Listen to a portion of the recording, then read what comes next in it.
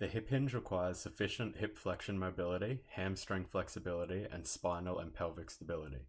The knees are bent during the movement, however the hamstrings stretch due to lengthening at the hip, a good low back arch, and anterior pelvic tilt.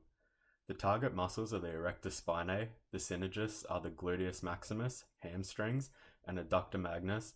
Stabilizer muscles are the quadriceps, and the antagonist stabilizers are the rectus abdominis and the obliques. As the client is looking to increase strength and muscular size, this exercise is essential to progress to more complex lifts, which will yield these results. Without the hip hinge, there is an increased risk of rounding the back once the external load is introduced.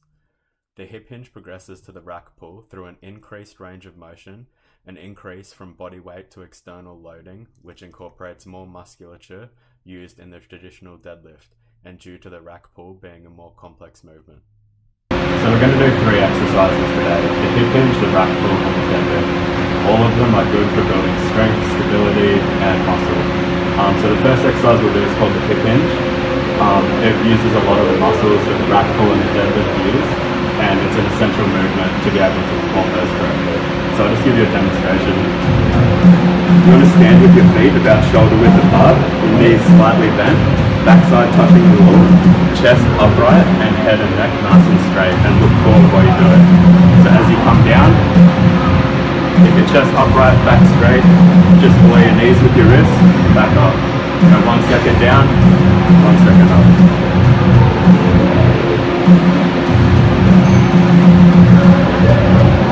You'll feel a slight stretch in your hamstrings. If you feel any pain or discomfort, we can stop the movement, re-evaluate. Do you understand how to do it? Alright, so if you could do 6 reps, please.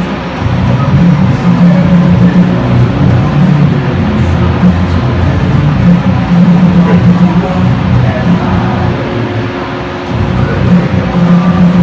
I'm going to touch your lower back just to check the muscle tense.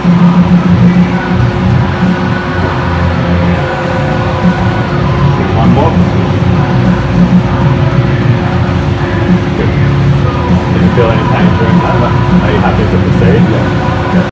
The rack pull is appropriate to the client as it is the progression towards a deadlift. It can be used by more advanced lifters to increase deadlift strength, as more weight can be used due to the reduced range of motion from not pulling from the floor. It also allows a novice lifter like the client to experience a partial deadlift and external loading while reducing risk of injury. As the client regularly partakes in light exercise and felt no pain, progression was justified. The target muscles of the rack pull are the erector spinae, the synergists are the gluteus maximus, adductor magnus, quadriceps, hamstrings, and the soleus.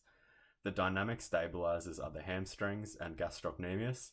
The stabilizers are the middle and upper trapezius, levator scapulae, and rhomboids. The antagonist stabilizers are the rectus abdominis and the obliques. The rack pull progresses to the deadlift, as the deadlift incorporates the same musculature as a rack pull with an increased range of motion, as the bar is lifted from the floor instead of the rack. The deadlift is also a far more complex movement, as the increased range of motion requires adjustments throughout the hip, knees, and posterior chain to optimize strength. Okay, so this exercise is called the rack pull, and it's essentially the top half of the deadlift, so it takes out the legs.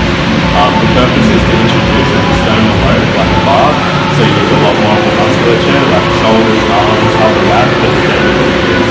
Again, it incorporates the hip hinge that we did before, but you have to be more careful with keeping a straight back because you now have a weight. So I'm just demonstrate that for you. So you want your feet about shoulder width apart again. Hands gripping the bar outside of your legs. Keep your hips nice and low. Head up, chest up, and back straight. And as you pick the bar up, you want to sit back onto your heels and pull up. At the top, if your shoulders are rounded like this, pull them back and keep your chest high. And on the way down, be sure not to round your back. So low hips, chest high, straight back. Do you feel comfortable performing? Okay, can I get you to do 6 reps?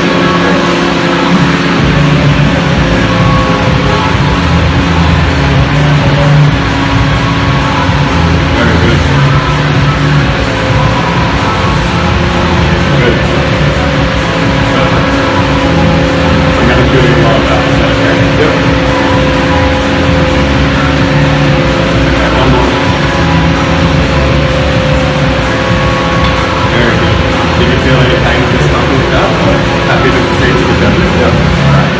Deadlift is a core exercise in many strength and hypertrophy programs. It is a full kinetic chain movement allowing multiple groups of muscles to be exposed to resistance at once.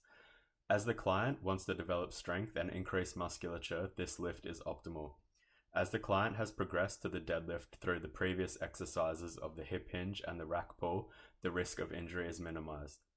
Just like the rack pull, the target muscles are the erector spinae, synergists are the gluteus maximus, adductor magnus, quadriceps, hamstrings, and the soleus.